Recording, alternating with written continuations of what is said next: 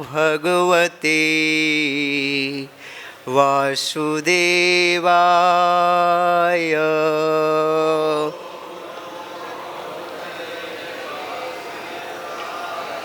ॐ नमो भगवते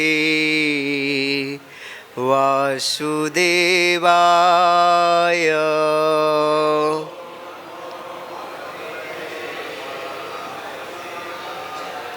ॐ नमो भगवते वासुदेवाय।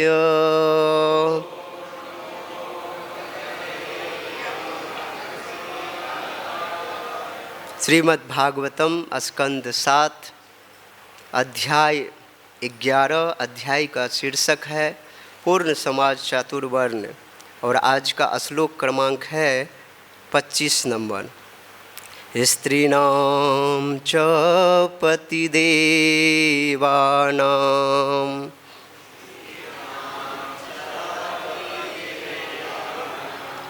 तत्शुश्रूषानुकूलता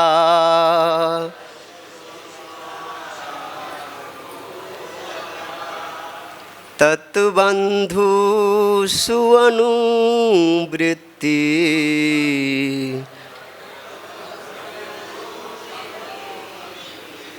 नित्यं तद्वत् धारणम्।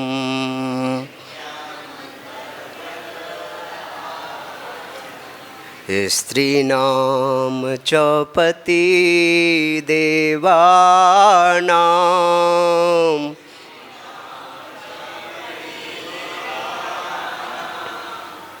तत्शुश्रूषानुकूलता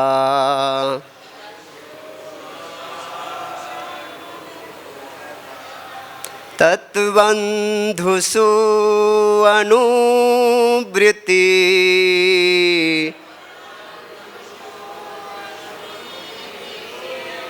नित्यं तद्व्रत धारणम्।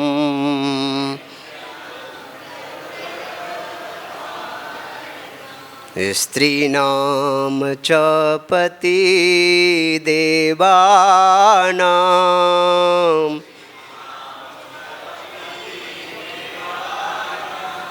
तत्शुश्रूषानुकूलता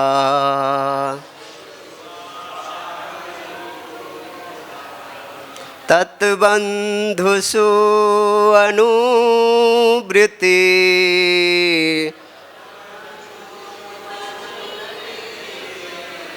नित्यं तद्व्रत धारणम्।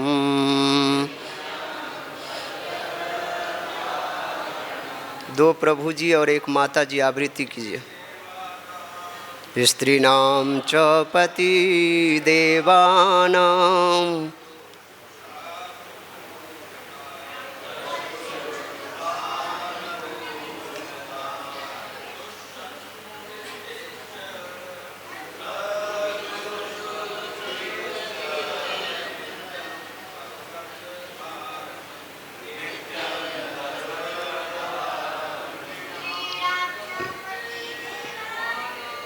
स्त्रीणां च पतिदेवानां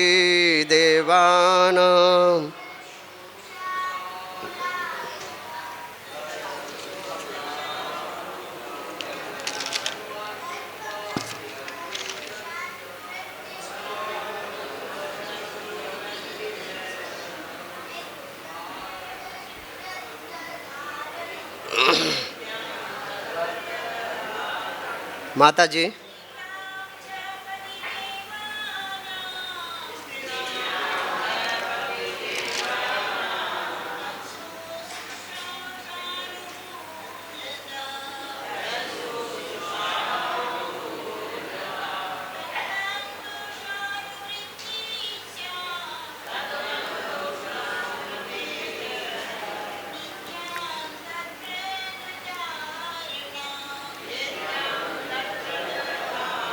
श्रील प्रभुपाद जी के द्वारा अनुवाद, शब्दार्थ और तात्पर्य बड़ी ध्यान से श्रवण करिए। ये बहुत ही सुंदर श्लोक है, खास करके माताओं के लिए। स्त्री नाम स्त्रियों का, च भी पतिदेवा नाम, जिन्होंने अपने पतियों को पूज्य मान रखा है, तत्शुश्रूषा अपने पति की सेवा करने में तत्परता, अनुकूलता अपने पति के प्रति अनुकूल रहना, तत्बंधुषु पति के मित्रों तथा संबंधियों में अनुवृत्ति, उसी प्रकार अनुकूलता, पति के संतोष के लिए उनसे भी सद्व्यवहार करना, च तथा नित्यम नियमित रूप से, तत्व्रत धारणम पति के व्रतों को स्वीकार करते हुए अथवा पति के अनुसार कर्म करना। अनुवाद और तात्पर्य। पति की सेवा करना, अपने पति के अनुकूल रहना, पति के संबंधियों तथा मित्रों के प्रति भी समान रूप से अनुकूल रहना तथा पति के व्रतों का पालन करना, ये 4 नियम पतिव्रता स्त्री के लिए पालनीय हैं। तात्पर्य। एक शांत गृहस्थ जीवन के लिए यह अत्यंत महत्वपूर्ण है कि स्त्री अपने पति के व्रत का पालन करे। पति के व्रत से किसी प्रकार का असामंजस्य पारिवारिक जीवन का उच्छेद कर देगा। इस प्रसंग में चाणक्य पंडित का उपदेश अत्यंत महत्वपूर्ण है। दंपत्यो कलहो नास्ति तत्र श्री स्वमायगता मागता। जहाँ पति पत्नी में झगड़ा नहीं होता, वहाँ भाग्य की देवी लक्ष्मी स्वयं उस घर में आती है। स्त्री की शिक्षा इस श्लोक में दिए संकेतों के अनुसार होनी चाहिए। पतिव्रता स्त्री के लिए मूल सिद्धांत यही है कि वह सदा पति के अनुकूल रहे। भगवद गीता 1.40 में कहा गया है, स्त्री सुदुष्टासु वार्ष्णे जायते वर्ण संकर। यदि स्त्रियां दूषित हो जाती हैं तो वर्ण संकर संतानें उत्पन्न होती है। आधुनिक शब्दावली में वर्ण संकर तो हिप्पी हैं, जो विधि विधानों को नहीं मानते। दूसरी व्याख्या यह है कि जब जनता वर्ण संकर होती है तो कोई यह नहीं जान पाता कि कौन किस स्तर पर है। वर्णाश्रम प्रणाली समाज को वैज्ञानिक ढंग से 4 वर्णों तथा 4 आश्रमों में विभाजित करती है, परंतु वर्ण संकर समाज में ऐसा विभेद नहीं दिखता और कोई यह नहीं जान सकता कि कौन क्या है। ऐसे समाज में ब्राह्मण, क्षत्रिय, वैश्य तथा शूद्र में अंतर कर पाना कठिन है। शांति तथा प्रसन्नता के लिए वर्णाश्रम प्रणाली का आरंभ भौतिक जगत में किया जाना चाहिए। जगत में मनुष्य के कार्यकलापों के लक्षण सुस्पष्ट होने चाहिए और उसी के अनुसार उसको शिक्षा दी जानी चाहिए। तब आध्यात्मिक प्रगति स्वतः संभव हो जाएगी। जगत गुरु श्रील प्रभुपाद की जय। ओम अज्ञानतिमिरान्धस्य ज्ञानाञ्जनशलाकया चक्षुरुन्मिलितं येन तस्मै श्रीगुरुवे नमः। मूकं करोति वाचालं पंगुं लंघयते गिरिं यत्कृपातमहं वन्दे परमानन्दमाधवम्। नमः ओं विष्णुपादाय कृष्णपृष्ठाय भूतले श्रीमते भक्तिवेदांत स्वामिन् इति नामिने। नमस्ते सारस्वते देवे गौरवाणी प्रचारिणे निर्विशेषा शून्यवादी पाश्चात्यदेशतारिणे। वाञ्छाकल्पतरुभ्यश्च कृपा सिन्धुभ्य एव च पतितानां पावनेभ्यो वैष्णवेभ्यो नमो नमः। गुरुवे गौरचन्द्राय राधिकाय तदालये कृष्णाय कृष्णभक्ताय तद्भक्ताय नमो नमः। अजानुलम्बितभुजो कनकावदातो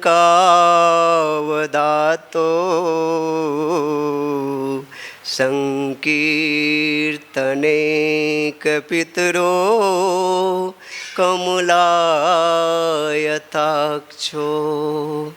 विश्वम्भरो द्विजवरो युगधर्मपालो वन्दे जगत्प्रियकरो करुणावतारो। जय श्री कृष्ण चैतन्य प्रभु नित्यानंद श्री अद्वैत गदाधर श्रीवासादि गौरभक्तवृंद। हरे कृष्ण कृष्ण कृष्ण हरे हरे, हरे राम राम राम हरे हरे। नमो विष्णु।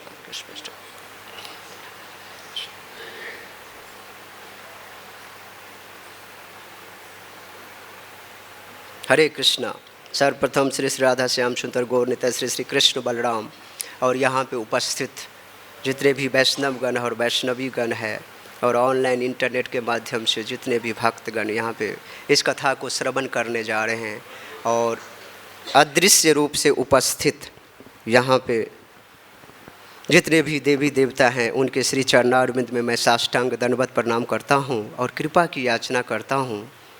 जो श्रीमद् भागवतम मुक्त जीवात्माओं की वार्ताएं हैं उसको आचार्यों की वाणी को एज इट इज मैं दोहरा सकूं जो साधु गुरु शास्त्र के द्वारा सम्मत हो।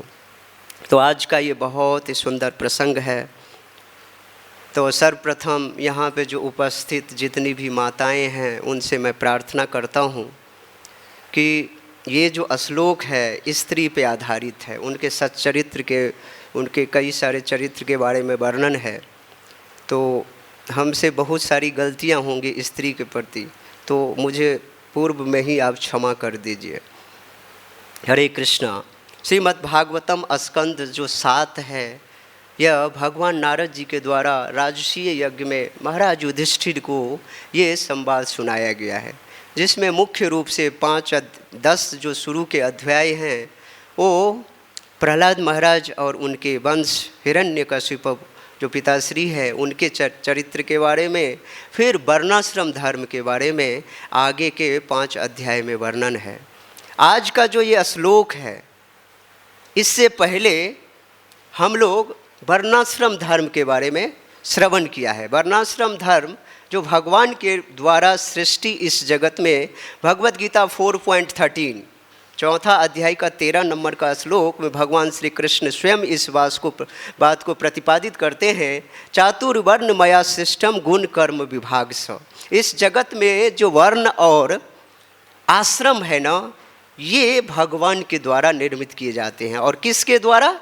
केवल और केवल गुण कर्म के द्वारा ये विभाजित किए जाते हैं। तो हम लोग कई दिनों से ब्राह्मण, क्षत्रिय, वैश्य, शूद्र, ब्रह्मचारी, अभी थोड़ा सा आगे भी चर्चा करेंगे, इस वर्ण के गुण और अवगुण के बारे में हम सब श्रवण करते आ रहे हैं। लेकिन आज से एक नया टॉपिक इसमें स्टार्ट हो रहा है जो 25 से लेकर के अगला 29वां तक, यानी कि अगले 5 श्लोक में केवल और केवल स्त्री के चरित्र के बारे में वर्णन किए हैं यहाँ पे। तो इसके लगातार आपको 5 दिन श्रवण करने का मौका मिलेगा। और आज का जो ये टॉपिक है ये स्त्री नाम च पति देवानाम, स्त्रियों में जो अपने पति को, पति पालयति इति पति, जो पालन पोषण जो करता है उसी को पति बोलते हैं।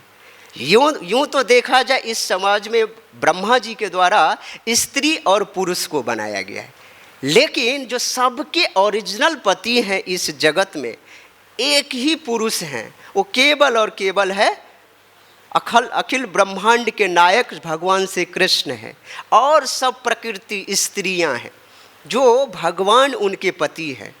तो आप लोगों के मन में ये प्रश्न होगा, अभी जो पति है या अभी जो पत्नी है, तो ये इस शरीर की उपाधि हैं, उपाधियाँ। इस शरीर की पत्नी भी एक उपाधि है और पुरुष होना, मर्द होना भी एक उपाधि है। ये शरीर की उपाधि है। जैसे अलग अलग नाम से सभी का नाम है, तो वैसे इसका नाम है। तो इस उपाधि रूपी जो शरीर है ना, इसके आज ये पति है, आज ये पत्नी है। कितने ऐसे पति हैं जिसका आज आपका पति है, उसके पत्नी आप माने पति रह चुके हो आप पहले या आगे बनोगे, जिस तरह की प्रवृत्ति। तो इसलिए ये टेम्पोररी है रिलेशनशिप। इस जगत का असली जो रिलेशनशिप है वो भगवान के साथ है और इस जीव जगत में उनके द्वारा बनाया हुआ प्रकृति स्त्री जो है उनकी अर्धांगिनी और पालयति इति पति, उन्हीं के द्वारा इनका पालन पोषण होता है।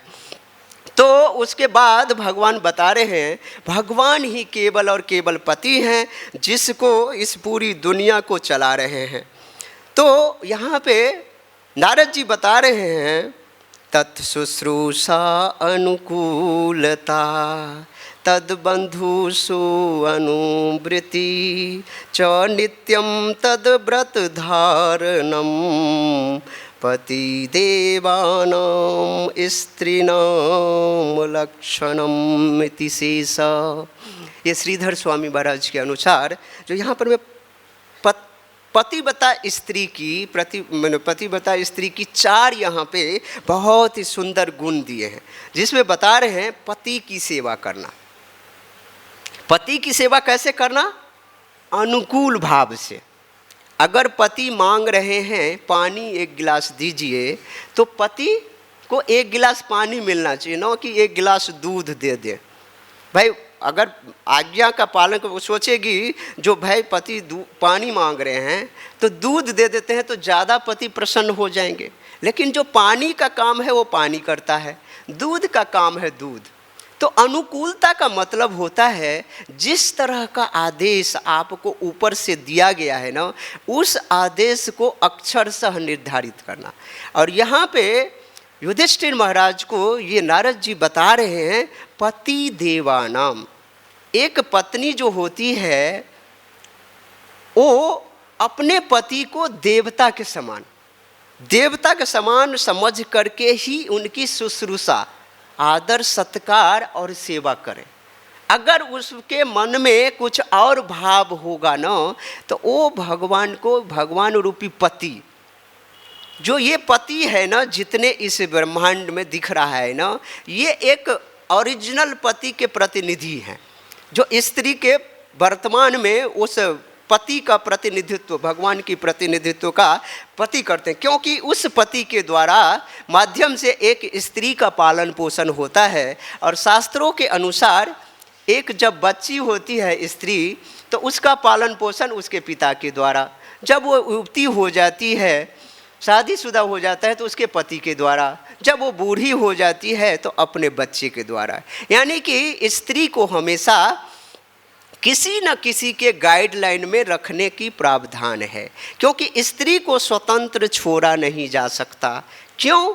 क्योंकि स्त्री की जो दिमाग होता है वो दिमाग को कोई भी आसानी से बहका सकता है, ऐसा शास्त्र कह रहे हैं। बहुत ऐसी स्त्रियां हैं जिसको अभी तो बहकाना बड़ा मुश्किल है, वो अपने पुरुष को ही अपने नीचे कंट्रोल करके रखती हैं। तो अभी तो मुश्किल है, लेकिन जो है बहुत ऐसी स्त्रियां हैं जिसको बहला फुसला करके, मतलब उसमें गाइडेंस होना चाहिए। यहाँ पर मैं भगवान श्री कृष्ण वो 1.40 भगवद गीता के एक श्लोक कोट कर रहे हैं, जो वर्ण संकर के बारे में बोल रहे हैं। तो वर्ण संकर आखिर पैदा कब होता है? जब स्त्रियां जो है किसी न अपने पति के संरक्षण में नहीं होंगी, तो किसी और के संपर्क में चली जाएंगी, और के संपर्क में जब जाएंगी तो किसी गलत तरीके का संतान उत्पन्न होगा, जिससे समाज में वर्ण संकर उत्पन्न होंगे। और ये जो वर्णाश्रम व्यवस्था है ना, इसकी मिट्टी पलीद हो जाएगी। इसलिए वर्णाश्रम जो है ना यहाँ पे रहनी चाहिए और स्त्रियों को गाइडलाइन में रखनी चाहिए। यहाँ पर मैं बता रहे हैं भगवान श्री कृष्ण। तो पहली जो सेवा बता रहे हैं, पत्नी का जो धर्म होता है, पति बताया स्त्री का, पति की सेवा करना बहुत अच्छी तरीके से भगवान समझ करके, देव समझ करके ही उनको सेवा करना और पति के अनुकूल बने रहना। जिस तरीके का पति बोल रहे हैं, अगर किस समय में, अनुकूल का मतलब होता है जो किस समय में हमारे पति को क्या चाहिए, ये एक कुशल स्त्री को ये ज्ञान होता है। जो किस समय में हमारे पति क्या मांगते हैं, किस समय में पूजा करते हैं, किस समय में आसन बैठते हैं, जो भी कुछ एक्टिविटीज़ है उनको सब कुछ पता है। तो कह रहे हैं स्त्री नाम पति इंगित कोविदा, मतलब वो जो पति के हृदय में क्या चल रहा है, मनोभाव क्या चल रहा है, उसको पढ़ लेना एक कुशल स्त्री का कमाल है। वो तभी वो अपने पति की सेवा कर सकता है।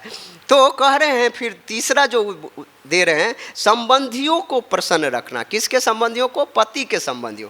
पति की तो सेवा कर ही रहे हैं, पति के जो संबंधी है ना, उसको भी बहुत ही अच्छी तरीके से सेवा करना। ऐसा नहीं जो पति की सेवा कर लिए और पति के संबंधी की सेवा नहीं करेंगे। यहाँ पर मैं नारद जी बहुत ही चालाकी करके बता रहे हैं, नारद जी युधिष्ठिर महाराज को कई बार क्या लोग ये चीज़ नहीं लिखते, पति की तो सेवा करेंगे किसी न किसी तरीके से, चलो, लेकिन पति के जो माँ हैं, उसके बहन है, उसके जो पिता हैं, उसके जो रिलेशन हैं, दादा परदादा जो भी हैं, उसको ताक पे रख देंगे। अभी की आधुनिक समाज है, पहले का परिवार हुआ करता था, एक परिवार में 50-50 लोग होते थे।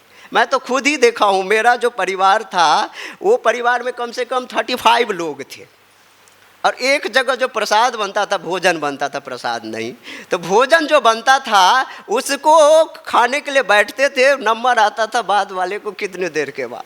भूख लगा है कोई बात नहीं, जो बड़े लोग खाएंगे, बच्चे लोग खाएंगे, तभी तो माताएं लोग खाएंगी। तो ये करते करते 1 घंटा तो खाने में ही लग जाता था, सब कुछ विभिन्न तरीके का खाना खिलाना। तो एक साथ में रह करके ये परिवार का डिफिनेशन था।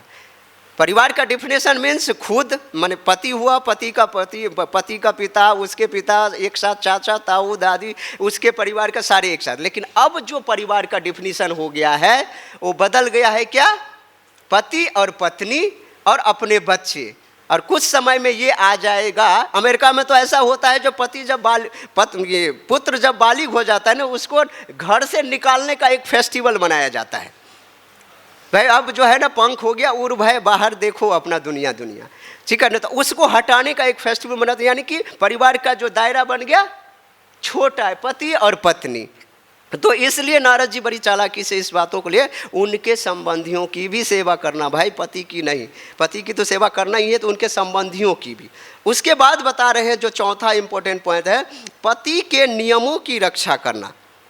पति जो व्रत ले रखे हैं, जो नियम कानून बना रखे हैं, उनके नियमों का पालन करना मीन्स होता है, पति जो नियम का पालन करेगा तो उसकी पत्नी नियम का पालन नहीं करेगा, ऐसा होगा क्या? मैंने देखा है भक्त बनने के बाद एक पति जो है ना इस्कॉन में जब ज्वाइन किया, कई पुरुष के साथ ये घटना घटा होगा, एक्सपीरियंस होगा, मैं शेयर करता हूँ अपना एक एक्सपीरियंस जो मैंने देखा है। पति देव इस्कॉन के संपर्क में आ गए और इस्कॉन का भक्त धीरे धीरे बनना शुरू हो गया। लेकिन पत्नी महोदया अभी भी जो है कर्मी जगत की हैं और उनके घर में लहसुन प्याज चाय कॉफ़ी सब चलता है। अब जो है पति बेचारे बार बार पत्नी को बोल रहे हैं, जो भैया अब तो बंद कर दो, अब मेरा तो ये सब चुने। तो वो कह रहे मैं जिंदगी में सबको त्याग कर सकती, लहसुन प्याज नहीं छोड़ूंगी। अब इसके लिए लगातार, अब पति थोड़े दिन तक तो ठीक है बर्दाश्त करता रहा, अब पति परेशान होकर के क्या करता था, सुबह 4 बजे से पहले जग करके अपना माला झोली उठाया, बाइक उठाया और चला जाता था इस्कॉन। और इस्कॉन में सेट कर रखा था, दिल्ली की घटना है, इस्कॉन में सेट कर रखा था वही 9 बजे प्रसाद पाना, और दोपहर में भी एक पुजारी को समझ लीजिए बात कर रखा था, उनसे महाप्रसाद जो भी लेकर के दिन भर। अब उसी के बाद 9 बजे तो प्रसाद मिल ही जाता था सुगमता से। उसके बाद दोपहर का जो अपने उसके बाद ड्यूटी चला गया, और ड्यूटी जहाँ करता था वो भी नज़दीक में, इस्कॉन के नज़दीक में ही था। तो वो बेचारा आकर के दोपहर में आकर के प्रसाद पा के चला जाता था। इसको कई महीने तक ऐसे चलता रहा। ये दोनों में झगड़ा हो गया पति पत्नी में, यानी कि छोड़ने के लिए। तो ऐसे पत्नी को कभी भी अनुकूलता नहीं बोले। पति ने जो व्रत लिया, लहसुन प्याज नहीं खाएंगे, भगवान कृष्ण की भक्ति करेंगे, जीवन के चरम लक्ष्य पे पहुंचना है, अब उसको पत्नी मानने के लिए नहीं है। तो धीरे धीरे धीरे राधा रानी की कृपा हुई, पत्नी को हारना पड़ा, कर भी ठीक है अब मैं भी छोड़ देती हूँ। पति जो है जब रात को 10 बजे आता था तो एक दिन सैटरडे लव फीस्ट प्रोग्राम होता है इस्कॉन में, वृंदावन में तो नहीं होता है, जो भी कांग्रीगेशन भक्त हैं वो जानते होंगे। सैटरडे और संडे इस्कॉन का लव फीस्ट प्रोग्राम नामी है। तो उसमें जो लोग जाते हैं तो अपना पूरा परिवार के साथ, अड़ोसी पड़ोसी के साथ, तो अपने पत्नी को भी लेकर के अब जाना शुरू हो गया। पत्नी जब खिचड़ी खाई, प्रसाद खाए, जब इस्कॉन का और भगवान को भोग लगाया हुआ है, जो पानी, जो कई सारे चीज़ मिला करके भगवान को भोग लगाया जाता है, तो उसको खा करके वो स्त्री धीरे धीरे अब पति देव के साइड हो गई और धीरे धीरे भगवान ने कृपा किया और पति के अनुकूल जाकर के हुआ। तब जाकर के कम से कम 6-7 महीना झगड़ा चला बेचारे का। तो ये कहने का मतलब है, पति ने जो व्रत लिया है उस व्रत में पूर्ण रूपेण 100% सहयोग करना एक पत्नी, जो पतिव्रता स्त्री है ना, उसका मूल रूप से काम होता है। अब पतिव्रता स्त्री का क्या परिभाषा है, ये विष्णु धर्मोत्तर पुराण में एक बात बताया है, जो पति के द्वारा अगर अपनी पत्नी को कठोर से कठोर वचन भी कर दिया, कठोर से कठोर वचन दिया और ऐसा कोई शब्द बोल दिया जो अपने पत्नी पे बहुत गुस्सा भी किया, लेकिन इसके एवज में नारी जो है इसका प्रति उत्तर न दे, कभी भी हमेशा अपने मुख पे प्रसन्नता रखे, अपने पति से कभी भी नाराज न हो, ऐसे स्त्री के बारे में बताया गया है। उसको पतिव्रता स्त्री बोलते हैं। मतलब कष्ट देने के बावजूद भी अपने पति की ही सेवा करना, यानी कि पार्टी बदल लेना, अपने पति की ही सेवा करना, ये एक पतिव्रता स्त्री का मेन जो है लक्षण होता है। देखिए घर में आज देखिए ब्रह्मचारी है और सन्यासी है, वानप्रस्थी है और गृहस्थ है, यही 4 कैटेगरी है ना। ये चारों के चारों कहाँ रहते हैं? घर में रहते हैं ना भाई। जैसे ब्रह्मचारी है, कहाँ रह रहा है? एक घर ही में तो रह रहा है जिसको आश्रम बोलते हैं। लेकिन घर और आश्रम में क्या अंतर है? कोई बताइए, घर और आश्रम में क्या अंतर है? दोनों है एक तरह से बनाया हुआ ईंट फूस का सब कुछ, लेकिन घर और आश्रम में बहुत बड़ा डिफरेंट है। देखिए जो एक गृहस्थ घर में जब रहता है तो वो उसके साथ घर गृह कहलाता है। क्यों? क्योंकि उसके साथ जो है ना उसकी पत्नी है, उसके बच्चे हैं। लेकिन सन्यासी और वानप्रस्थी और ब्रह्मचारी के साथ वो भी घर में रहता है, आश्रम में रहता है, लेकिन ये 2 चीज़ों का अभाव रहता है। इसलिए ये उनका घर है और ये उनका आश्रम है। आश्रम मीन्स होता है किसी के गाइडलाइन में रहना। ये हमारे बाप का बपोती नहीं है आश्रम। ये हम एक ही बाप, जो ओरिजिनल बाप है, कृष्णा की बपोती है, उसी के अंडर में रह के उनके द्वारा जो प्रतिनिधि है उनके गाइडलाइन में आश्रम में रहना। यानी कि अपनी मनमानी करना हो तो इसके लिए बेटर है घर। आश्रम का मतलब होता है उन अथॉरिटी के आज्ञा का पालन करना, यही होता है आश्रम। घर में मनमानी करो तो घर में संसार, इस संसार गृह जो है ये पत्नी और बच्चे से होता है। जब तभी वो संसार होता है, तभी वो घर कहलाता है। तो कह रहे यहाँ पर मैं स्त्री को एक विशेष प्रकार का जो दिया गया है, जो कई तरह के गाइडलाइंस है। तो एक बार हमारे गुरुदेव हिजोलीनेस राधा गोविंद दास गोसाई महाराज ऐसे ही प्रवचन दे रहे थे, लगातार 2-3 घंटा स्त्री के नियम कानून को, मनु संहिता, अगर कई सारे ग्रंथों से बताते रह गए। तो एक स्त्री परेशान होकर के पूछ रहे, महाराज जी स्त्रियों का ही इतने सारे धर्म है क्या? पति का कोई धर्म नहीं है, पुरुष का कोई धर्म नहीं है? तो गुरु महाराज बोले आपको दिक्कत क्या है? पति स्त्री को देखिए, शास्त्र में स्त्री के ही धर्म बताए गए, पति के क्या धर्म है इसको शास्त्र में कहीं नहीं बताया गया है। क्यों? क्योंकि स्त्री जो है स्वतंत्र नहीं रख सकती और उसको किसी न किसी के संरक्षण में रहना है, तो उसके लिए गाइडलाइंस बनाए गए हैं।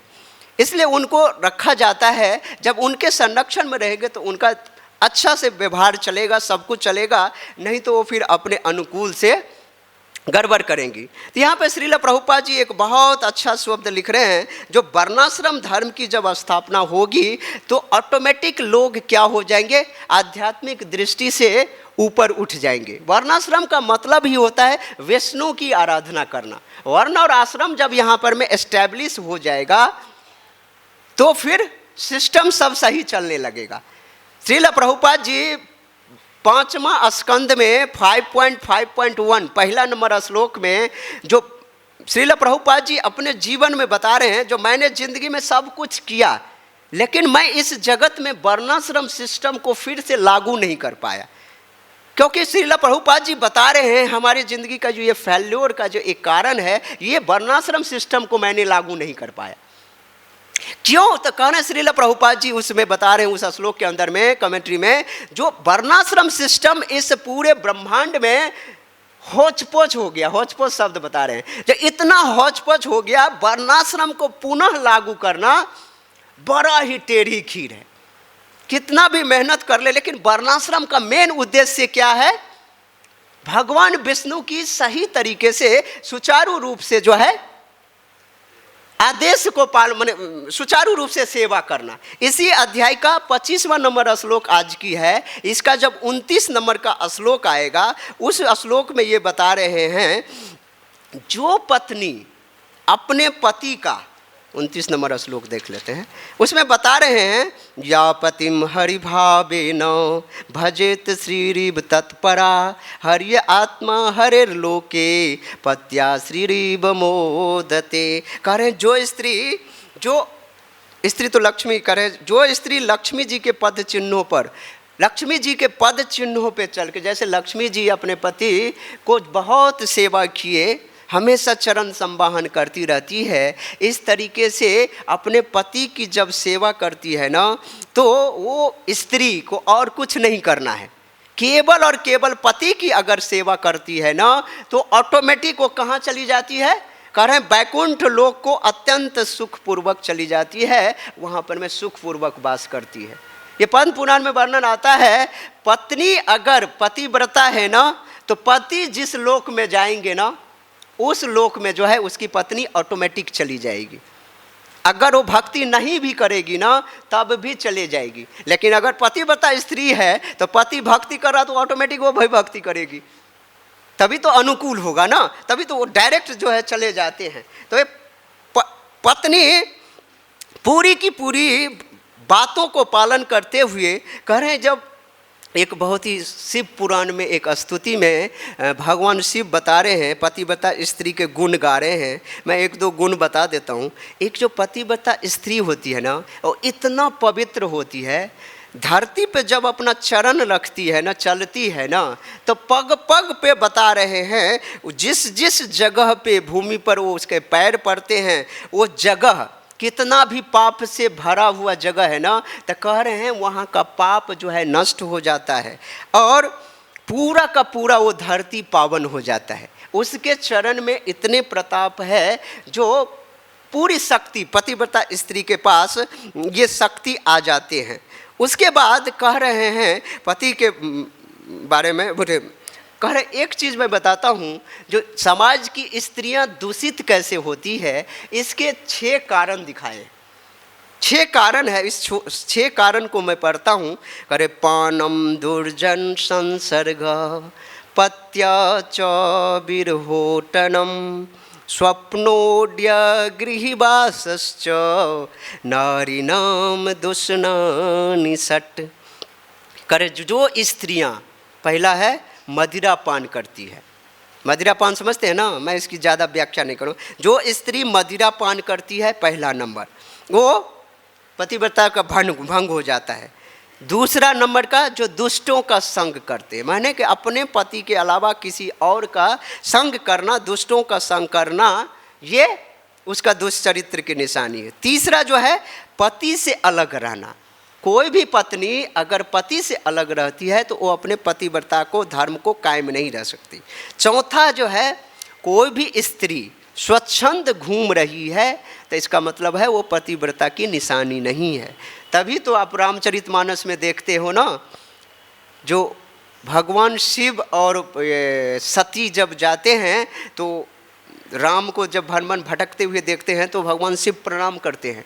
अब प्रणाम करते हैं तो देख करके ये सती पे मन में शंका हो जाता है, जो भाई इनको क्यों प्रणाम करते हो, ये तो भगवान है। तो उनको शंका हो जाए, जब भगवान होगा ये अपने पत्नी के लिए इतना दर दर भटकेगा क्या, रोएगा क्या, पेड़ को पौधे को सबको बोल रहा है भाई मेरी पत्नी को देखा, सीता को देखा।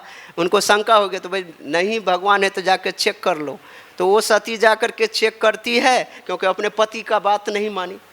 और जब चेक करती है तो अकेले जब घूम रही थी तो भगवान देख रहे सीता का रूप बना ली। और भगवान जब राम सामने आए, सीता का रूप इसलिए बने कि सीता को ढूंढ रहे हैं तो फंस जाएंगे राम। तो राम भगवान बोल रहे हैं, हे पार्वती जी हिमालय की पुत्री, आप जो है आज भगवान के अलावा अकेले कहाँ घूम रही हो। हमने तो कहने का मतलब अकेले घूमना किसी स्त्री को नहीं है।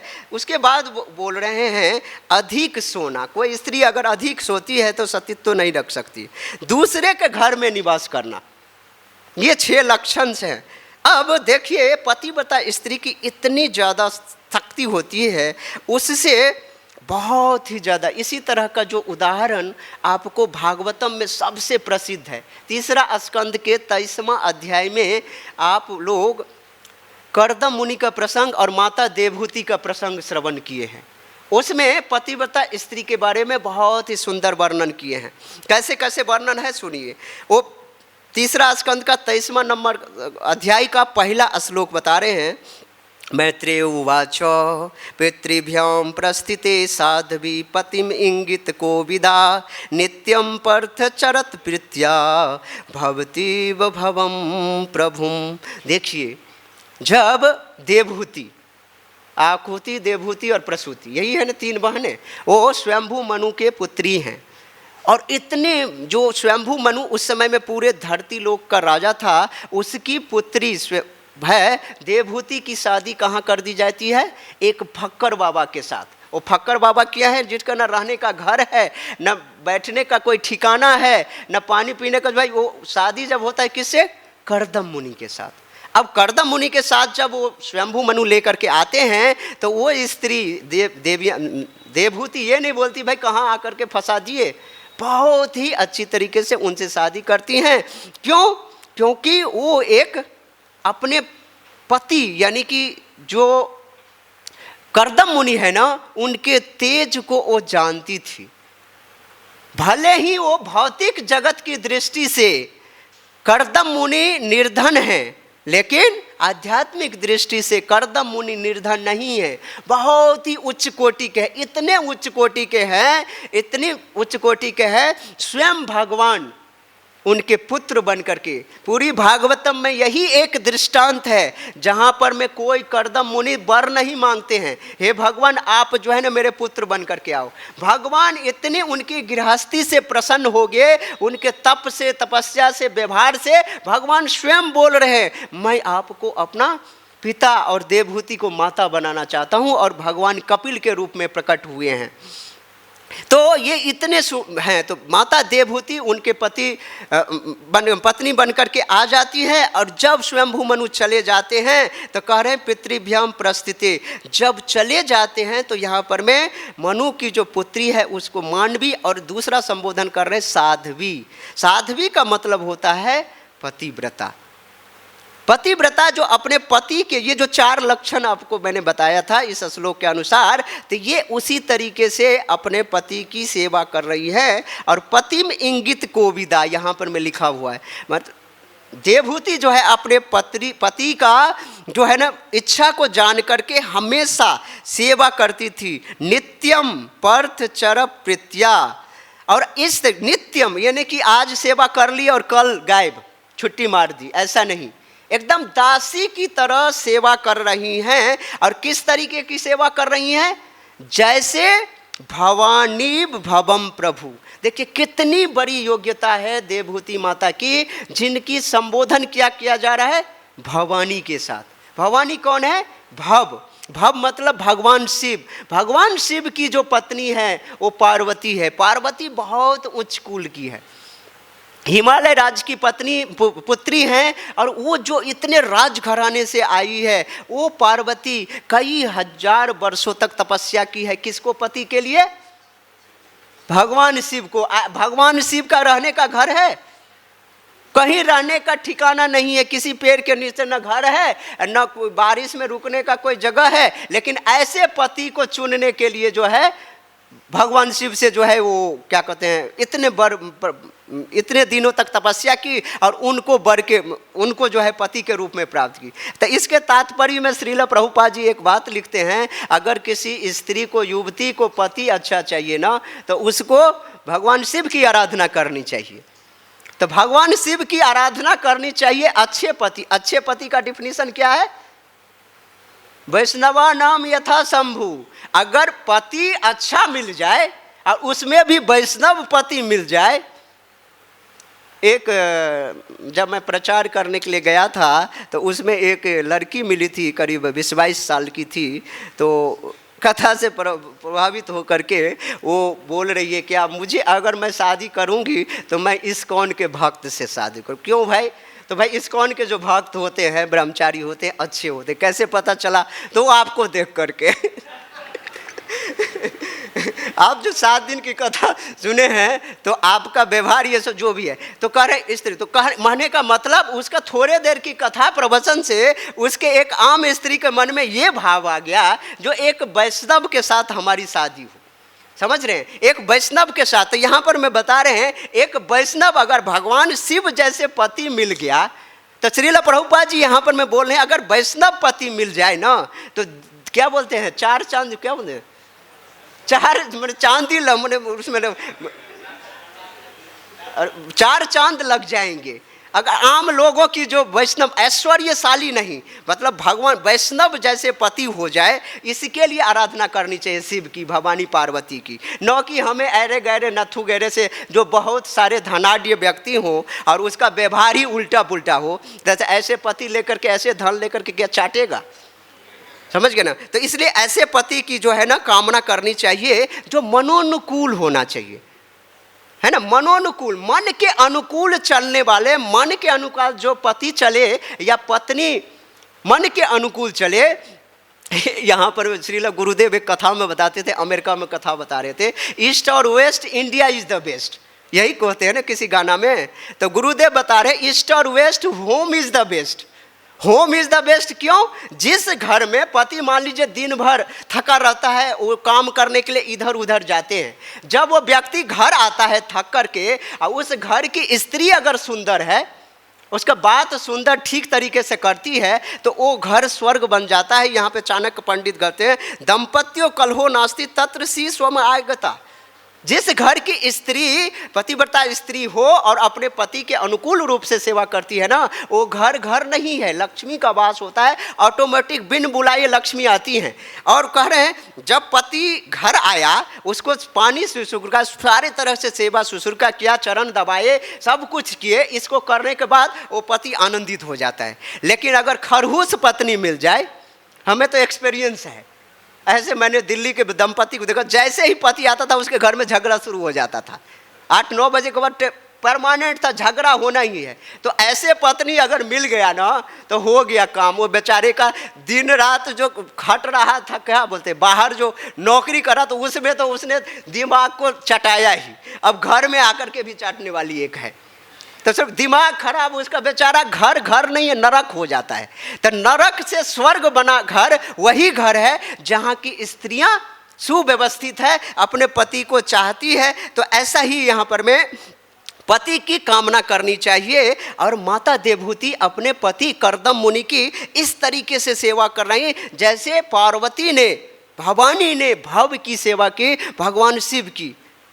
पार्वती ने कोई नया घर तो नहीं बनाया ना, नया घर तैयार नहीं किया, और तैयार नहीं किया, जहाँ पे उनके पति रहते थे वहीं पे सेवा शुश्रूषा करते। इसलिए भवानी भव के साथ उनकी तुलना कर रही है देवहूति को। दूसरा जो श्लोक है, विश्रम्भेन आत्मशौचेन गौरवेन दमेन च शुश्रूषया सौहृदेन वाचा मधुरया च भो। यहाँ पर मैं विदुर जी को संबोधित कर रहे हैं मैत्रेय मुनि, और बता रहे हैं विश्रम्भेन। विश्रम्भेन का मतलब आत्मीयता से, यानी कि सेवा कर रहे हैं तो मुझे एक कर्तव्य समझ करके, पति की सेवा करना हमारा धर्म है, ऐसा आत्मीयता से। और करें आत्म शौचेन, मन को शुद्ध करके, शरीर को शुद्ध करके, यानी कि पति की सेवा कर रहे हैं, पति पूजा पे बैठे हुए हैं और हम टॉयलेट से आए, पत्नी कोई आगे टॉयलेट से आई और पति की सेवा, भैया स्नान उस्नान करके अपने को शौच करके सब कुछ अच्छा करके आत्म शौचेन एकदम साफ सुथरा होकर के पति की आत्मीयता से सेवा करनी चाहिए। कह रहे गौरवेन, और पति की सेवा करने में गौरवान्वित होनी चाहिए। मैं सेवा कर रही हूँ किसकी? देव रूप पति की सेवा कर रहा हूँ। और कह रहे दमेन च, यानी कि पति की सेवा कर रहे हैं और अपनी इंद्रिय कामना के लिए नहीं, कह रहे दमेन च, इंद्रियों को संयमित करके, शुश्रूषया सौहृदेन, ऐसे सेवा करना चाहिए, इतना प्रेम से सेवा करना चाहिए जो पति देव को बोलना पड़े जो हाँ मुझे कोई। और कह रहे बाचा मधुरया छ, और बोली ऐसा बोलिए मन का आपा खोए, औरों को शीतल करे आपहु शीतल हो। मन को भावने के लिए ऐसा वचन बोलिए, पति को अच्छा लगने के लिए अच्छे वचन से जो है उनकी बहुत ही बढ़िया तरीके से जो है सेवा करनी चाहिए। अरे वैदिक पुराण में ये लिखा हुआ है, पहले के पत्नियां अपने पति का नाम भी नहीं लेते थे, लेकिन आधुनिक जगत की जो पत्नियां हैं ना, वो मिस्टर हमारे यहाँ आ गए, मिस्टर लगा करके मिस्टर भी लगाना छोड़ देते हैं, पति को जो भी नाम रहता है वो बुलाते हैं। इसके लिए हमारे गुरुदेव एक कथा बताते थे, अमेरिका की घटना है, मैं बताता हूँ। न्यूयॉर्क शहर में गुरुदेव एक गुजरात परिवार बहुत अमेरिका में रहते हैं, तो गुरुदेव वहाँ पे 7 दिन की भागवत कथा करने के लिए गए थे। तो कार में ड्राइव कर रहे थे, कार कोई व्यक्ति, एक गुजराती व्यक्ति ड्राइव कर रहा था। तो वहाँ पे अमेरिका वगैरह में, वैसे इंडिया में भी है, बाएं तरफ भी ड्राइवर बैठते हैं, नहीं तो नॉर्मली यहाँ पर दाएं तरफ ड्राइवर बैठते हैं ना। तो बाएं तरफ ड्राइवर बैठा था और दाएं तरफ एक गुजराती भाई बैठा था, उनके पीछे उसकी पत्नी बैठी थी और फिर गुरुदेव भी बैठे थे साइड में। और गुरुदेव के भक्त लोग 2-4 भी थे, तो 7 सीटर गाड़ी रहा होगा, उसमें बैठ करके जब आगे जा रहे थे, उसी समय में कोई बात पे उसके पति में और जो उसका दोस्त था, दोनों में बहस होने लग गया।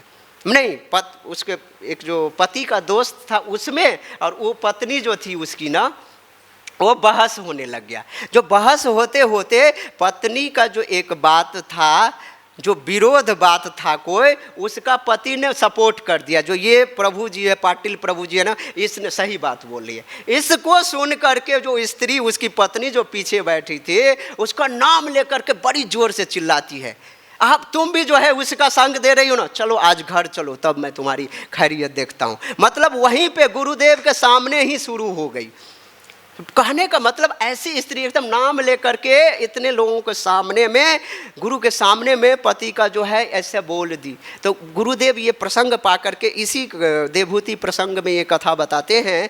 तो कह रहे ऐसी आधुनिक स्त्रियां ऐसी होती है जो अपने पति का नाम लेती है, पति भी पत्नी का नाम लेती है। लेकिन पुराने समाज में ऐसा था, अपने पति का आज भी बड़ा ही, बेटा का नाम अगर अशोक है तो अशोक के पापा जी आगे, उनके पानी चाहिए, ये चाहिए, ऐसे करके जो है अपने पति का नाम लेते हैं। तीसरा जो श्लोक है, विसृज्य काम दंभव च द्वेषम लोभ अगम्बदम आप अप्रमत्तोधता नित्यम तेजयसाम तसोष्यत। कह रहे सारे चीज़ों को क्या क्या त्याग करके, कह रहे देवभूति अपने पति के तेज को समझ करके, इतना तेज समझती थी, उनके पति इतने शक्तिशाली थे, इतने शक्तिशाली थे, जो किसी भी, अगर पति को मैं प्रसन्न कर लिया ना तो हमारा जीवन सफल हो जाएगा। इसको सोच करके अपने पति को सेवा कर रही है, क्या क्या त्याग करके, काम को त्याग करके, दंभम गर्व को त्याग करके, दंभ को त्याग करके, गर्व को त्याग करके, द्वेष को त्याग करके, लोभ लालच को त्याग करके, अपने पाप को त्याग करके, मदम घमंड को त्याग करके, अप्रमत्त अप्रमत्त ओद्यता। अब कह रहे हैं एकदम तत्पर होकर के, समझदार स्त्री होकर के अपने पति की सेवा कर रहे हैं। तो माता देवहूति का एक बहुत ही सुंदर प्रसंग है। एक पतिव्रता स्त्री का एक ही कर्तव्य होता है, वो माता देवहूति को इस सेवा से जब भगवान कर्दम मुनि जब प्रसन्न हो गए ना, तो उनको क्या नहीं प्राप्त हुआ। ये माता देवहूति अपने शरीर का भी ख्याल नहीं रखी और अपने पति की सेवा करती रही और उसको बाद में पति जब प्रसन्न हो गए ना, ऐसे आलीशान बंगला योग के द्वारा मिला जो देवताओं के लिए भी दुर्लभ है। तो ये पति का सेवा का प्रभाव है। एक और कथा मैं बताता हूँ, नल और दमयंती की कथा। ये महाभारत में बहुत सुंदर एक कथा आता है। राजा नल हुए हैं, जो राजा नल जो है ना अपने नल राजा की जो है शादी होती है एक स्त्री से, और नल है ना पतिव्रता शिरोमणि, दमयंती नाम है उसका, दमयंती रानी का नाम है। उसकी जब शादी हो जाती है ना, इसको कथा तो बहुत लंबा है क्योंकि 6 चैप्टर में महाभारत के अंदर में इसका वर्णन है, नल और दमयंती की कथा। तो मैं उसको शॉर्ट में 5 मिनट में कथा कर करके बंद करूँगा। इसमें कह रहे हैं जो नल की शादी, जो दमयंती की शादी जो है नल से होती है। दमयंती इतनी पतिव्रता, ये क्या बोलते हैं, इधर विदर्भ नरेश की पुत्री रहती है ये दमयंती, और इधर राजा नल जो है, दोनों की शादी हो जाती है। दोनों एक दूसरे के बारे में, गुण के बारे में सुन चुके होते हैं। गुण को समझ करके उनकी शादी जब होती है, उससे पहले, शादी होने से पहले दमयंती की स्वयंवर मचाया जाता है। और ये सबको पता है, इस स्वयंवर में आने के लिए, क्योंकि दमयंती बहुत सुंदर थी और उस सुंदर पत्नी को प्राप्त करने के लिए 5-7 जो है ना देव, जो प्रमुख देवता है ना, वो भी देवता लोग राजा नल का रूप बना करके इस धरती पे स्वयंवर में प्रस्तुत हो गए। और देखे जब यहाँ पर इस स्वयंवर में नल है, कितने सारे नल उपस्थित है। अब दमयंती को तो बड़ा मुश्किल हो गया, जो भाई इसमें से ओरिजिनल नल को कैसे पहचान पाएगा। तो नल और दमयंती दोनों एक दूसरे को प्यार करती थी, लेकिन दमयंती जो है नल के स्वभाव को देख करके, उसके आँखों की भाषा को देख करके, क्योंकि जिसके प्रति प्रेम रहता है ना, आँखों को पढ़ करके स्त्री ने पढ़ लिया, दमयंती ने, यही ओरिजिनल नल है। और नल के साथ शादी हो जाता है। नल के साथ जब शादी हो जाता है तो इसका एक दुष्ट भाई है पुष्कर, वो दूसरे राज्य में रहता है, उसको इनवाइट करता है जुआ खेलने का। सब कुछ सुंदर था नल का, बहुत ही अच्छे व्यक्ति थे, लेकिन उसमें एक बुरा ऐब था, वो चौसर खेलता था। वो चौसर पे बुलाया, चौसर हारता गया क्योंकि उसकी प्रतिकूल समय चल रहा था। हारते हारते ये नौबत आ गई जैसे राजा युधिष्ठिर की तरह एकदम कंगाल हो गए। अपने शरीर का स्वर्ण आभूषण सब कुछ बेचने लगा। जब देखा दमयंती जो भाई हमारे पति जो है हार रहे हैं, उनके 2 पुत्र थे, दोनों पुत्र को अपने नाना के यहाँ भेज दिए, जो भाई इसका भी गड़बड़ हो जाएगा, नाना के यहाँ भेज दिए। और उससे पहले जो है पति हार करके केवल और केवल उसके शरीर पे एक कपड़ा अंग ढकने के लिए रह गया। पत्नी भी, उसकी पत्नी के पास भी केवल और केवल एक साड़ी तन ढकने के लिए रह गया। दोनों के दोनों जो है वन को चले गए और वन में जा कर के रहने लग गए। अब वन में जब रह रहे थे, रहते रहते जब देखे, जब एक पेड़ के नीचे जब सो रही थी दमयंती, तो देखे ये राजा नल तो अब रहे नहीं। तो नल देखे ऊपर पेड़ पे जो है ना सोने का कबूतर, उसके पंख जो थे ना सोने के पंख लगे हुए थे। वो एक्चुअली कलयुग की प्लानिंग थी, वो सोने के पंख कहीं कबूतर के होते हैं। उसने सोचा राजा नल ने, जो भाई इसको बेच करके इसके पंख को भी सोना आ जाएगा, हमारी जो स्थिति खराब है वो थोड़ा सा सुधरेगा। उसने क्या किया, अपना धोती खोल करके उसको फंसाने के लिए कबूतर को उसको दे दिया। वो कबूतर ऐसा था, कलयुग की दुश्मनी चले तो वो उस धोती को लेकर के उड़ गया बेचारा। अब बेचारे क्या करे, अपने शरीर को ढकने के लिए करे। अब करा बड़ा ही उसने मन में सोचा, मेरे चक्कर में जो है मेरी पत्नी दमयंती को भी बहुत कष्ट हुआ, इसको किसी तरीके से छुटकारा मिले। अपने तलवार से जो है उसने क्या किया, उसके साड़ी जो लेटी हुई थी उसके साड़ी का आधा भाग काट लिया और अपने शरीर को ढक लिया उसके पति नल ने, और पत्नी को उसी अवस्था में छोड़ करके उसी घने जंगल में और चल दिए। जाते जाते किसी राजा के यहाँ जाकर के नौकरी किया, ये बाद में कथा आती है। उससे पहले उसकी पत्नी देखा अपने पति को नहीं पा करके इधर उधर भटकने लगी। भटकते भटकते एक अजगर से जाकर के मुलाकात, अजगर ने उसको निगल लिया। निगलते निगलते जब निगल रहा था उसी समय में पुकारा, आवाज़ दिया था, तो एक बहेलिया ने अजगर को मार करके उसको बचा लिया। लेकिन उस स्त्री को देख करके वो कामासक्त हो गया। बोले भाई तुम अकेली स्त्री हो, मेरे साथ शादी कर लो, मैं तुम्हें संभोग करना चाहता हूँ। जब ये देखा जो मेरी लाज जो है बचने वाली नहीं है, उन्होंने दमयंती ने यहाँ पे एक बहुत सुंदर शब्द बोले। पति बता स्त्री का क्या प्रभाव। कह रहे अगर मैंने जिंदगी में अपने पति के अलावा स्वप्न में भी पर पुरुष के बारे में चिंतन न किया हो ना, तो ये व्याधा तुरंत मर जाए। और तुरंत जो है उसके शरीर में अग्नि का प्रवेश हो गया, आग लग करके वो मर गए। जब मर गए वो, जब उसके बाद जो है ना फिर वो भागते भागते, किसी बहुत लंबा कथा है ना 6 चैप्टर में, भागते भागते भागते चलते चलते वो अपने मायके चली गई किसी न तरीके से वो दमयंती। इधर राजा जो नल इधर बिछुड़ के भागते भागते भागते एक प्रदेश में राजा हुए। उसका क्या हुआ, एक काल कोकट करकोट, एक सांप नाग जहरीला सर्प होता है, उसने इसको काट लिया नल को। नल को जब काटा ना, उससे क्या हुआ, नल जो है बहुत सुंदर था, तो उसको काटा, जब काट करके उसके शरीर का जो है एक्चुअली उसको सांप मिला हुआ था। और सांप में ये बोला गया था आपको जब तक नल के बारे में बता रहे, नल जब तक उस सर्प को टच नहीं करेगा तब तक उसको पुनः शरीर प्राप्त नहीं होगा। तो इसलिए बोला जो आप मेरे शरीर को टच कर दो और 1 2 3 4 5 ऐसे बोलते रहो, जब 10 बोलोगे ना तो मैं तुम्हें छोड़ दूंगा।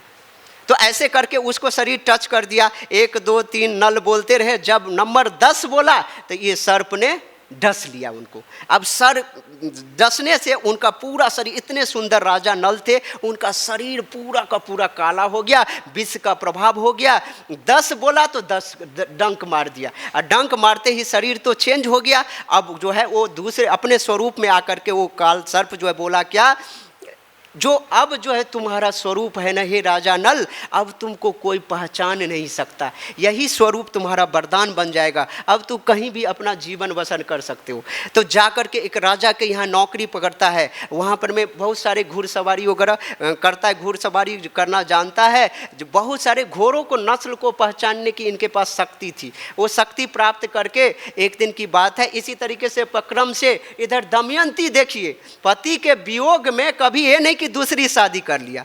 आजकल पति जैसे ही ऑफिस जाता है और उसकी पत्नी किसी और फ्रेंड को बुला करके अपने घर में जो भी करती, तो ये प्रक्रम दिल्ली बम्बई बड़े बड़े शहरों में ये चलता है। पति साइड हुआ, आंखों से उसका अपना शुरू है, लेकिन यहाँ पर में पति गायब है, लेकिन इतने दिनों से बिछड़ा हुआ, लेकिन वो दमयंती इतनी पतिव्रता स्त्री अपने पति के बारे में हमेशा चिंतन करती है। और ऐसा प्लानिंग करके ब्राह्मणों से योजना बना करके वो फिर से स्वयंवर करने का प्लानिंग किया। और एक ब्राह्मण के माध्यम से, जिस राज्य में उसका राजा नल राज्य ये नौकरी करता था ना, उस नौकरी करने वाले के पास पत्र लिखा जो दमयंती का स्वयंवर हो रहा है, आप लोग जो है आइए।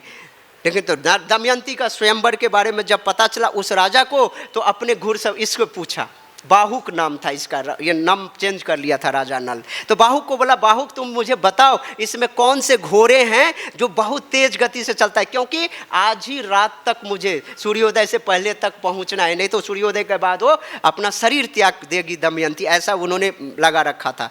जब उसको लेकर के, तो उन्होंने बड़े 4 घोड़े, मजबूत घोड़े को ये जोत दिया, और उसको लेकर के उनके माध्यम से राजा नल भी जो है आ गया। और राजा नल जब यहाँ पर मैं आ गया, राजा की फिर खातिरदारी हो गई उसकी, जो नल जिस राजा को लेकर के आया था। जब यहाँ पर मैं देखा तो इधर दमयंती के स्वयंवर की तैयारी नहीं चल रही थी, एक्चुअली वो उनको मंगाने का योजना बन रहा था। उसको किसी न किसी तरीके से पता चल गया था जो हमारा पति वहाँ पर में है। बहुत पूरी लंबी कहानी है, और बहुत टेस्ट किए ये दमयंती ने, क्योंकि दमयंती का एक था, दमयंती जिसके यहाँ नौकरी पहले किया था ना, उन्होंने 3 शर्त भी रखा था, जो भाई मैं कभी भी पर पुरुष के साथ बात नहीं करूंगा, किसी के जूठा नहीं खाऊंगी, और तीसरा जो काम था, किसी भी पुरुष का मैं पैर नहीं दबाऊंगी अपने घर पहुंचने से पहले जहां पे सिवाय। इतनी पतिव्रता स्त्री थी, नौकरी भी की, लेकिन ये 3 काम कभी नहीं की। इसके पति के प्रभाव, माने इसके पतित्व सतीत्व के प्रभाव को जान करके ना वही राजा जो ये ब्राह्मण था ना उसके बाप के घर तक छोड़ा, और वो फिर अपने पति को स्वयंवर में बुला करके उसका बहुत तरीके से टेस्टिंग करते थे, राजा नल तो है कि नहीं, क्योंकि वो शरीर तो काला हो गया था। फिर जब वहीं पे दैवयोग कथा है जो उसका शरीर फिर चेंज हो जाता है, राजा नल का जो है ना वो जो शरीर काला हो गया था ना वो फिर से सुंदर हो जाता है, और सुंदर हो जाने के बाद फिर स्वयंवर में फिर से जो है दमयंती जो है उसको प्राप्त करती है। तो ये कथा कहने का मतलब है जो इतनी सुंदर जो है वो अपने पति के त्यागने के बावजूद भी अपने पति को जो है तो प्राप्त करने के लिए कभी भी एक पल भी दूसरे पति का जो चिंतन नहीं किया। तो ऐसे ऐसे पतिव्रता स्त्री है। ऐसे ही एक कथा है स्वयं चैतन्य चरितामृत में कृष्णदास कविराज जी अंत लीला में सबसे अंतिम चैप्टर में एक ब्राह्मण है, एक ब्राह्मण की एक पत्नी है जो बहुत ही सेवा करती है। वो ब्राह्मण ऐसा है उसके पूरे शरीर में कोढ़ रोग हो गया है, लेकिन वो आसक्त था एक वेश्या से। वेश्या से जब आसक्त था, एक पतिव्रता स्त्री थी उस ब्राह्मण की पत्नी, कहा मुझे इस वेश्या का संग करना है। पत्नी को बोला, पत्नी ने क्या किया उस वेश्या के यहाँ जाकर के नौकरी किया, और नौकरी करके प्रसन्न किया उस वेश्या को। उन्होंने बोला क्या चाहिए, तो कह रहे हैं मेरे पति की ये भाव है जो आपका वो संग करना चाहते हैं। तो बोले ठीक है तुम अपने पति को बुलाओ। वो देखा भाई ये कैसी स्त्री है, अपने पति के लिए संग करना। कोई ऐसी स्त्री होगी जो उसको पता चल जाता है स्त्री हमारे पति के कोई बॉय गर्लफ्रेंड है तो वो तो उसको ऐसे ही तलाक दे दे, जो भी करता है, मारपीट शुरू हो जाती है। लेकिन यहाँ पे देखो उनकी सेवा कर रहे हैं उस पति की केवल और केवल किसके लिए, जो प्रसन्नता के लिए। फिर जब जैसे ही आते हैं उसको पति की सेवा करने, जो उस पत्नी जब वो ब्राह्मण आते हैं जब उस वेश्या के पास, जब वेश्या के पास जब आते उस समय तक पहले ये नहीं था पता जो हमारी पत्नी ने इसके यहाँ नौकरी किया है दासी के रूप में, तभी जाकर के क्योंकि वेश्या से समागम करना वो बहुत पैसे मांगती थी। वो पैसे कहाँ दे, ये गरीब ब्राह्मणी थी ना, तो वो पैसे किसी तरीके से उसकी यहाँ सेवा करके जुटाया था। ये जब बात उसको पति को पता चला ना ब्राह्मण को, उसका हृदय परिवर्तन हो गया। हृदय परिवर्तन हो गया, उसका संग नहीं किया और वहां से वापस आ रहा था। उसी समय में दैव योग से रास्ते में मार्कंडेय ऋषि जा रहे थे। वो कोढ़ी शरीर मार्कंडेय ऋषि से जाकर के टकरा गए, और टकरा जाने के बाद मार्कंडेय ऋषि ने बोला जो आज का सूर्यास्त तुम देखोगे नहीं, सूर्यास्त होते ही जो है तुम्हारा शरीर खत्म हो जाओगे। लेकिन ये बात जब उसकी पत्नी को चला, ब्राह्मणी को पता चला, तो उन्होंने अपने प्रभाव से ना वो बहुत ही सुंदर श्लोक लिखा है। आदित्य पुराण, मार्कंडेय पुराण, ये पद्म पुराण में ये कथा आती है। तो उस कुष्ठ विप्र पति को जो है वो अपने प्रभाव से सूर्य की गति को उसने रोक दिया, और जब ये तेज देखा तो ब्रह्मा विष्णु महेश आकर के प्रसन्न होकर के देवलोक से आकर के इस स्त्री को बहुत ही अच्छे वरदान देते हैं। फिर ये इसके पति का जो है कुष्ठ रोग दूर हो जाता है, फिर वास करती थी। एक पति बता स्त्री के सेवा का ये प्रभाव होता है जो अपने नियत को भी क्या बोलते हैं उसको, अपने किसी भी चीज़ को चेंज कर सकता है, पूरी दुनिया को भी चेंज कर सकता है। तो पतिव्रता स्त्री में बहुत पावर है। हरे कृष्ण।